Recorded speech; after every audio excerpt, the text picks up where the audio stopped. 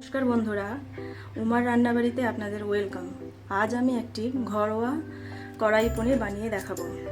এটি আপনারা নিরামিষ দিনেও বানিয়ে খেতে পারেন। তার জন্য আমার লাগছে, এখানে আমি নিয়ে নিয়েছি 300 গ্রাম পনির, ক্যাপসিকাম নিয়েছি মাঝারি সাইজের একটি, আর এখানে আছে আমার মাঝারি সাইজের একটি টমেটো, 4 থেকে 5টি কাজু বাদাম, 3টে কাঁচা লঙ্কা নিয়েছি, আর একটু আদা নিয়েছি। এটাকে আমি কড়াইয়ে হালকা তেল দিয়ে নেড়ে নিয়েছি।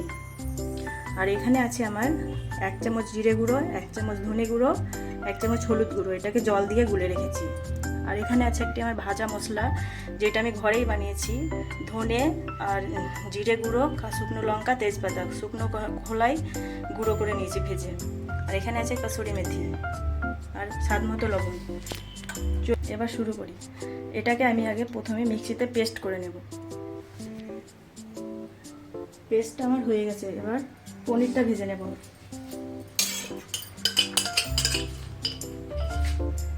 চামচ ঘি দিয়ে দিলাম, আর 1 চামচ তেল দিয়ে দিলাম।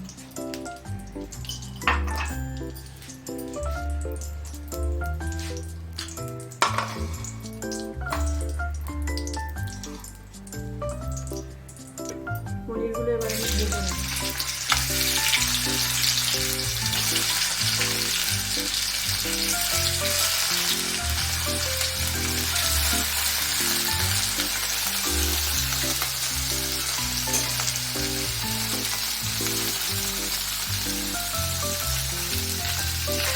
হালকা একটু ভেজে নেব।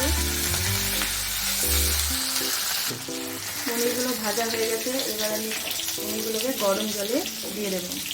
এর জন্য পনিরগুলো একদম সফট হয়ে যাবে। বাকি পনিরগুলো ভাজা হয়ে গেছে। এবার জলে দিয়ে দিই।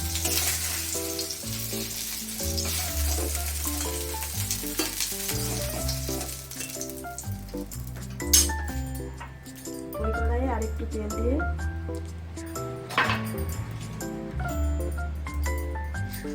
ফোড়নে দিয়ে দিচ্ছি তেজপাতা, শুকনো লঙ্কা, দারচিনি, একটা এলাচ, লং আর গোলমরিচ।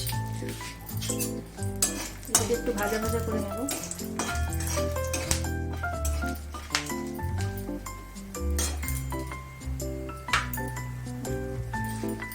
যে পেস্টটা করে রেখেছিলাম, টমেটো, কাজু বাদাম, আদা, কাঁচা লঙ্কা, আমি দিয়ে দিচ্ছি।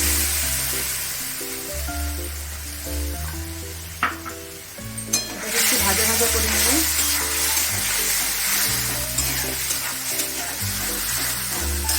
মশলাটা একটু ভাজা ভাজা হয়ে গেছে। এই পেস্টটা দিয়ে দেবো, জিরে গুঁড়ো, ধনে গুঁড়ো আর হলুদ গুঁড়ো। এটাকে দেখছি 5 মিনিট ধরে এটাকে নাড়বো। ক্যাপসিকামটা আমি একটু দিয়ে দিলাম, এটাকে এখন একটু নাড়বো। যতক্ষণ না মশলাটা ভাজা ভাজা হয়ে যাচ্ছে ক্যাপসিকামটা। একটু জল দিয়ে দিচ্ছি, বাইরে দিয়ে যাচ্ছে জল দিয়ে এটাকে এখন নাড়বো। 5 মিনিট হয়ে গেছে মশলাটা নাড়া। এবার আমি ভাজা মশলাটা দিয়ে দেবো।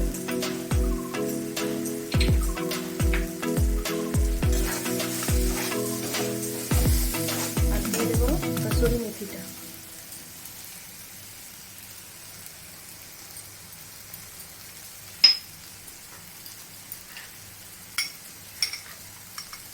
আর লবণ দিয়ে দেবো স্বাদ মতো। এবার নাড়বো 2 মিনিট ধরে। মশলাটা হয়ে গেছে। এবার পনির ভিজিয়ে রেখেছিলাম যে জলটা, সেই জলটা একটু দিয়ে দেবো।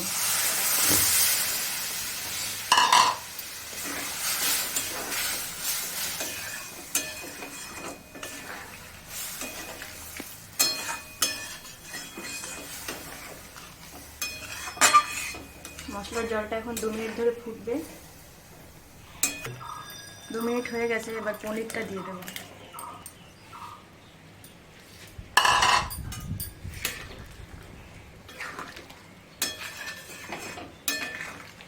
পনিরটাকে এবার আমি 2 থেকে 3 মিনিট হালকা আঁচে ফুটিয়ে নেব।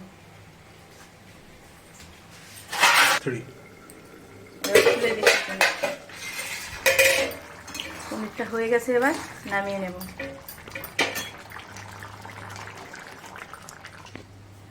কড়াই পনির আমার রেডি। এই রেসিপিটা যদি আপনাদের ভালো লেগে থাকে তাহলে আমার চ্যানেলটিকে লাইক এবং সাবস্ক্রাইব করে নেবেন। ধন্যবাদ।